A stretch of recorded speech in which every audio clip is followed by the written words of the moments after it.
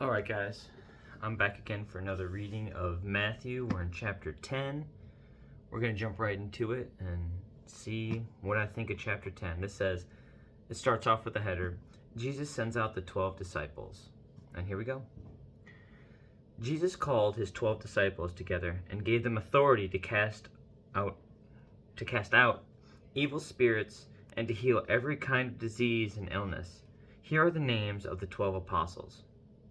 First, Simon, also called Peter, then Andrew, Peter's brother, James, son of Zebedee, John, James' brother, Philip, Bartholomew, Thomas, Matthew, the tax collector, James, son of Alphaeus, Thaddeus, Simon the Zealot, and Judas Iscariot, who later betrayed him. Jesus sent out the 12 apostles with these instructions, and now these are red words now, so I like to just point that out because that just means, a little bit more important, they carry a little bit more weight. These are the words of Jesus. Don't go to the Gentiles or the Samaritans, but only to the people of Israel, God's lost sheep. Go and announce to them that the kingdom of heaven is near. Heal the sick, raise the dead, cure those with leprosy, and cast out demons. Give as freely as you have received. Don't take any money in your money belts. No gold, silver, or even copper coins. Don't carry a traveler's bag with a change of clothes and sandals or even a walking stick. Don't hesitate to accept hospitality, because those who work deserve to be fed. Whenever you enter a city or a village, search for a worthy person and stay in his home until you leave town. When you enter the home, give it your blessing. If it turns out to be a worthy home, let your blessing stand. If it is not, take back the blessing. If any household or town refuses to welcome you to listen to your message, shake its dust from your feet as you leave. I tell you the truth, the wicked cities of Sodom and Gomorrah will be better off than such a town on the judgment day. Jesus prepares the disciples for persecution. Look, I am sending you out as sheep among wolves. So be as shrewd as snakes and harmless as doves. But beware, for you will be handed over to the courts and will be flogged with whips in the synagogues. You will stand trial before governors and kings because you are my followers. But this will be your opportunity to tell the rulers and other unbelievers about me. When you are arrested, don't worry about how to respond or what to say. God will give you the right words at the right time. For it's not you who will be speaking, it will be the Spirit of your Father speaking through you. A brother will betray his brother to death. A father will betray his own child. And children will rebel against their parents and cause them to be killed. And all nations will hate you because you are my followers. But everyone who endures to the end will be saved. When you are persecuted in one town, flee to the next. I tell you the truth, the Son of Man will return before you have reached all the towns of Israel. Students are not greater than their teacher, and slaves are not greater than their master. Students are to be like their teacher, and slaves are to be like their master. And since I, the master of the household, have been called the prince of demons, the members of my household will be called by even worse names. But don't be afraid of those who threaten you, for the time is coming when everything that is covered will be revealed, and all that is secret will be made known to all. What I tell you now in the darkness, shout abroad when daybreak comes.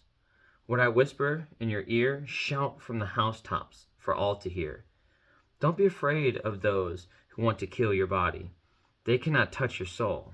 Fear only God, who can destroy both soul and body in hell.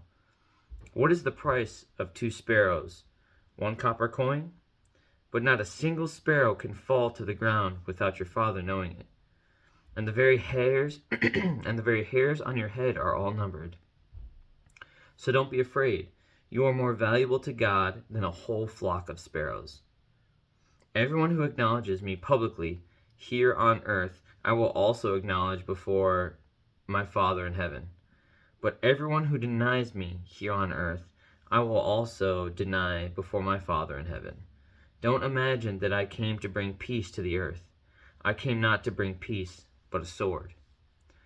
I have come to set a man against his father, a daughter against her mother, and a daughter-in-law against her mother-in-law. Your enemies will be right in your own household. If you love your father or mother more than you love me, you are not worthy of being mine. Or if you love your son or daughter more than me, you are not worthy of being mine. If you refuse to take up your cross and follow me, you are not worthy of being mine. If you cling to your life, you will lose it. But if you give up your life for me, you will find it. Anyone who receives you receives me, and anyone who receives me receives the Father who sent me. If you receive a prophet as one who speaks for God, you will be given the same reward as a prophet. And if you receive righteous people because of their righteousness, you will be given a reward like theirs. And if you give even a cup of cold water to one of the least of my followers, you will surely be rewarded. I like that a lot. So, the soldier in me really appreciates how straightforward Jesus is talking to the disciples, to his disciples, his 12 apostles that he sends out. I love marching orders. Very seldom, especially in today's day and age, do we get clear-cut marching orders. I've had talks with a lot of fantastic people that share my faith, and they have an understanding that God wants us to do whatever we choose to do. We choose to do it. We want to do it to glorify Him, and as we work on our relationship with Him, He'll refine us, and He'll make us better, and He'll get us on the right path. And what that means as far as our ultimate purpose, only He knows. It's up to His will. But I think that in our pursuit of a better relationship with Him, He just simply acknowledges our heart's desire. And it says that in the Bible too. Sometimes I struggle with that. I get confused. And maybe it's not a confusion. Maybe I just struggle to grasp what that means. Sometimes I want Him to tell me exactly. Say, all right, God, am I supposed to be a teacher? Am I supposed to be an accountant? Am I supposed to do this? Am I supposed to do that? How do you want me to make money? What do you think is the best way to glorify you in what I do to make a living?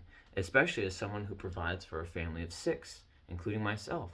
And so sometimes I really struggle with that, but I absolutely love and take comfort when it says that when I proclaim that I'm a follower of Jesus publicly. We'll go ahead and say that this is public. I'm a follower of Jesus Christ. I take commands from the tower. That's just something that I heard when I was in the military. One voice. That's all that I listen to. And that's all I have to worry about. One thing for me though, personally, when I see the disparity in family, the family members at odds because of how you believe or how you love, I think that that's not a misunderstanding. What's the word I'm looking for? I think people take ownership of too much in their life. And I think that since I've looked at my own family as not my own, I'm simply a steward of them. Those kids don't belong to me. Those kids belong to Him. Just like my wife. I better take good care of it because they don't belong to me. Now, are they favors? Has He shown me favor and said, hey, this is my blessing to you? He does say that those are my blessings.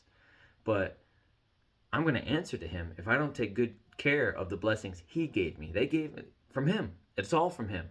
So that's where my understanding is at when it talks about the relationships of the mother-in-law and the daughter-in-law and the father and the son and the mother and the daughter and all that. I think we do ourselves an injustice when we look at these things as those are ours. Those are our relationships. And no, those are the people that are passing by. As you are to be a tree producing fruit or a branch producing fruit of the Spirit for people passing by, that's everybody else. That's everybody else besides yourself. Because that fruit's not supposed to be for you. What God instilled in you, that's supposed to be the light that you share with the world. but that's his light. And so when I look at my kids, I think that I better take good care of them. They don't belong to me. I've just been entrusted with stewardship of them. And so that just helps me just love everybody, because that's what I see. Those what I feel like are marching orders for everybody. You could say, oh, hey, because I've seen so many people turn away from faith when they say, you lose a loved one, you lose a friend, and it does hurt. God says that there's time for mourning, there's time for joy, there's time for all that. But when we start to take it out on him, that we lost those things, say those weren't ours to begin with. We just had stewardship over them. And even if you were a child losing a parent, or a parent losing a child, all those tough things, say thank God for the time you had. Because guess what? Not everybody was a part of that blessing. Thank God that you were a part of that blessing. And so for me, when it comes down to it, most important part of this, I want to be proclaimed as a son of God when I meet him so publicly. I'm a follower of Jesus. What may come, may come. I'm ready for it. And if I'm not, I know somebody who is. But that's where I'm at after reading Matthew 10. Again, I like the marching orders. Big fan. I'll continue to read Matthew 11. Tomorrow, it starts with Jesus teaches about the kingdom. So I look forward to that. But I love you. Jesus loves you. And I'll see you guys tomorrow for Matthew 11. Have a good night.